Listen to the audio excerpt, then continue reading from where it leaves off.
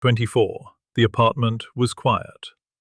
A record lay ready beside the phonograph, its black surface catching the pale light from the window. In the kitchen, 2 glasses stood unwashed, the faint scent of gin still clinging to the air. Nothing was broken, nothing was disturbed. It was, by all appearances, an ordinary day. By evening, a man would be dead in that same room, and the music would still be playing. What happened between those hours? Hello everyone. Before we start, make sure to like and subscribe to the channel, and leave a comment with where you're from and what time you're watching. Your support helps us bring you more stories like this. Now, let us begin. The day was Thursday, the 3rd of April, 1924. The location, a modest apartment at 17 East 46th Street, Chicago, in the United States. Spring had begun its uncertain arrival. The air was cool, though not bitter, and a light wind carried the mingled scents of coal smoke and damp brick along the streets. Horse hooves struck against cobblestones below, mingling with the distant hum of motor traffic, a city suspended between 2 eras. Inside the apartment, life appeared unremarkable. A young woman kept house. She worked, she socialized, she lived as many did in the growing city, caught between ambition and expectation. Her husband labored long hours at a garage, trusting in the quiet routines of marriage. Chicago in the 1920s was a place of opportunity, but also of anonymity. Lives intersected briefly. Secrets were easily kept. That morning began like any other. There were no raised voices reported, no disturbances noted by neighbors, no sign that anything had shifted. Yet by nightfall, that quiet apartment would become the center of a case that would capture public attention across the country. And at its center stood a single, unsettling question. What truly happened in those silent hours between morning and evening? Buler Sheriff was born on the 18th of November, 1899, in Owensboro, Kentucky, a small city resting along the Ohio River.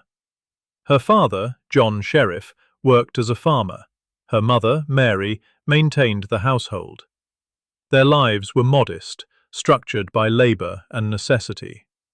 In such communities, expectations were clear. A daughter was to be dutiful, to marry respectably, and to remain within the boundaries set by family and circumstance. Yet from an early age, it was said that Buler did not rest easily within those limits. She attended local school, where she was described as lively, observant, and socially ambitious. By her mid-teens, she had already drawn attention. Suitors came early, choices followed quickly.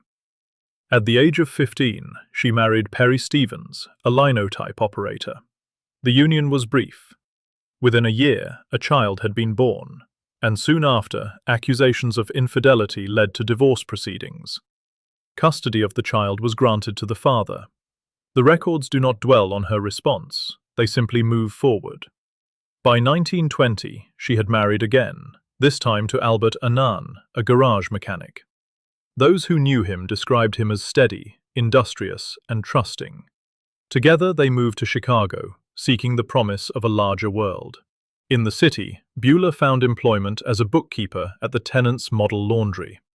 It was a place of constant movement, workers, deliveries, customers arriving and departing throughout the day. It was there that she came to be noticed. Men spoke of her presence, visitors lingered longer than necessary. Among them was a man described as confident and sociable, Harry Colstead, aged 29. His visits became frequent, conversations extended, outings followed. By evening, the patterns of ordinary life remained intact, a husband at work, a wife at home. Nothing, at least from the outside, appeared to be amiss. In the weeks that followed, the rhythm of Buler's life began to shift, though not in ways immediately visible to those around her. She continued her work. She returned home at expected hours. She maintained the outward structure of domestic life. Yet within that structure, another pattern had begun to take hold. Harry Kolstad became a regular presence. At first, his visits were social, public, casual, unremarkable. But gradually, they moved into private spaces, into the apartment, into the hours when Beulah Annan was absent. Neighbors did not report disturbances. Employers noted no decline in her work. To all appearances, the routines remained unchanged. Yet repetition carries its own weight. She waited. She arranged. She anticipated his visits. And then, as later accounts would suggest, something altered. Kolstad's attentions became less consistent, his visits less frequent. Where once there had been eagerness, there was now distance. Those who later reconstructed the events would suggest that this change did not go unnoticed. By late March 1924, the situation had become strained. The records do not preserve private conversations. They do not capture tone or expression. But they record enough to suggest tension, unspoken, unresolved, and growing. On the morning of the 3rd of April, he came again to the apartment. They drank together. Time passed. At some point during that afternoon, a quarrel began. Its exact words are not preserved, but its nature was later described as heated. Accusations were made. Pride was struck.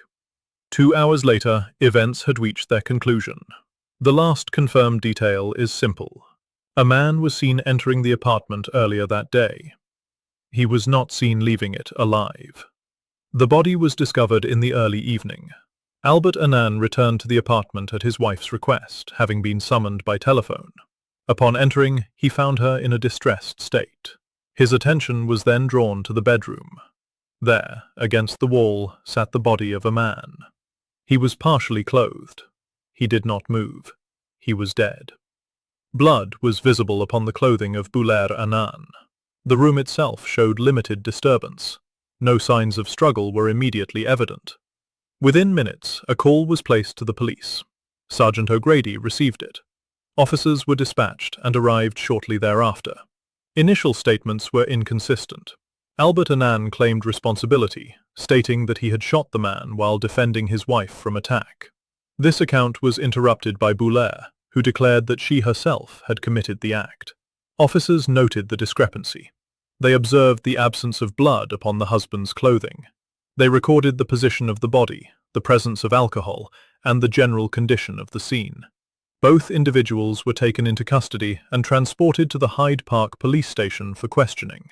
During the first round of interviews, Buler stated that the deceased had attempted to force himself upon her and that she had acted in defense.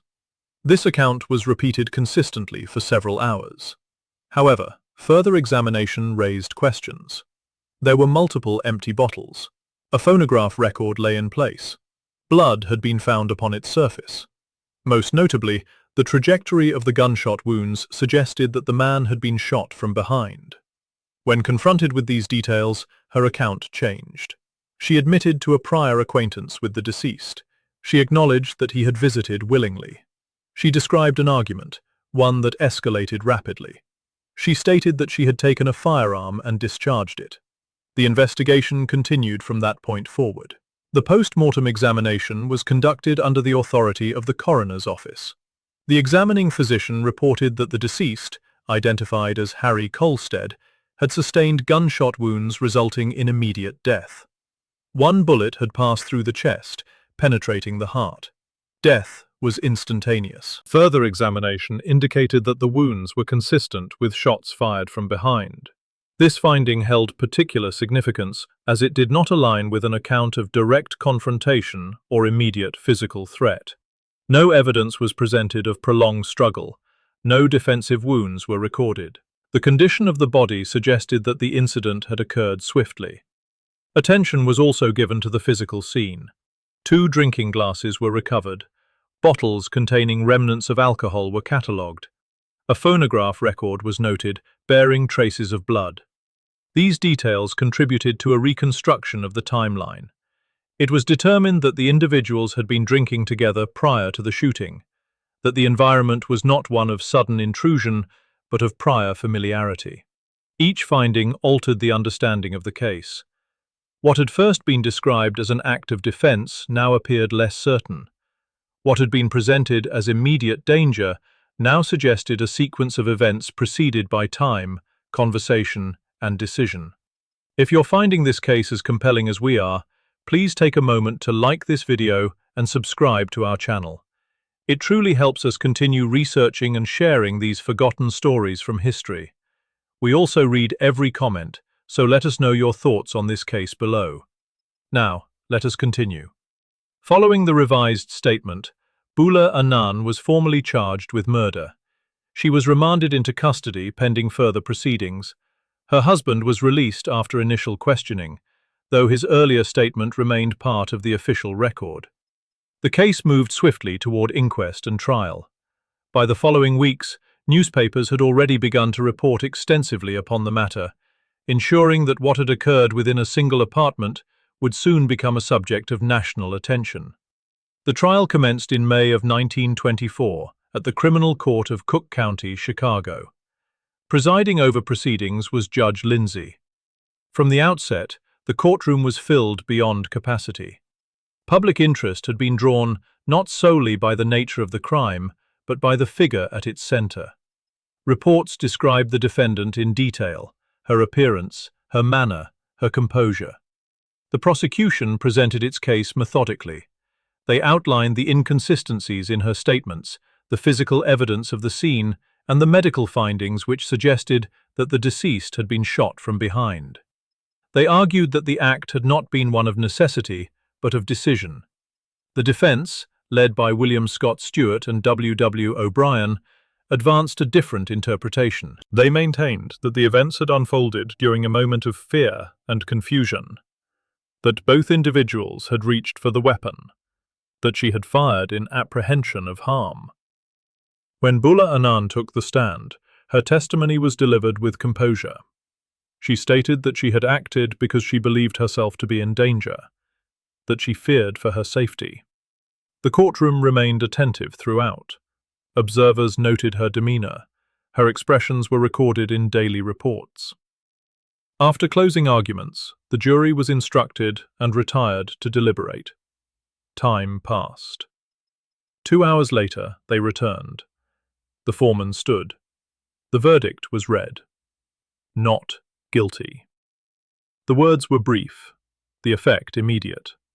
The courtroom reacted at once, movement, sound, and visible emotion. The defendant wept. Her husband remained beside her. The proceedings concluded. Public reaction followed swiftly.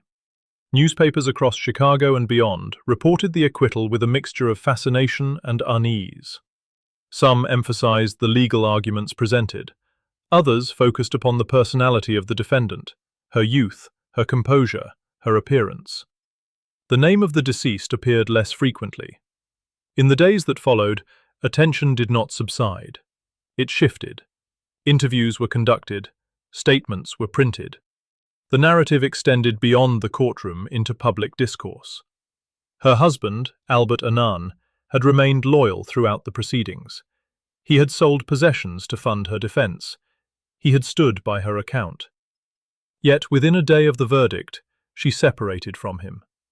By 1926, their marriage had been formally dissolved. Other details emerged over time. The claim of pregnancy, introduced prior to trial, did not result in the birth of a child. This discrepancy became part of broader discussion regarding the strategies employed during the case.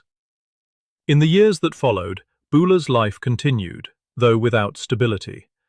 She entered further relationships, some of which ended quickly under uncertain circumstances. Her name appeared in reports less frequently as time passed. By 1928, she had fallen ill. Tuberculosis was diagnosed. She entered a sanatorium in Chicago under an assumed name. She was 28 years old. She died in March of that year. Her body was returned to Kentucky and interred at Mount Pleasant Cumberland Presbyterian Church Cemetery in Davis County. The marker placed upon her grave recorded an incorrect year of death, a small inaccuracy that has remained. Yet the story did not end entirely with her passing. Among those who had observed the case was a journalist, Maureen Dallas Watkins. She had attended the trial, recorded its details, and noted the public response. The way in which attention shifted from fact to personality, from evidence to spectacle. In time, those observations would form the basis of a stage play. That play would later evolve into a production known widely as Chicago. Thus, the events of a single afternoon extended beyond their moment, into theatre, into narrative, into memory. Today, the apartment itself no longer holds the same presence. The street remains. The city continues its movement, as it did then. There is no marker upon the pavement, no sign upon the wall, only the knowledge that, within those ordinary rooms, something irreversible occurred. And for a few hours, between morning and evening, the music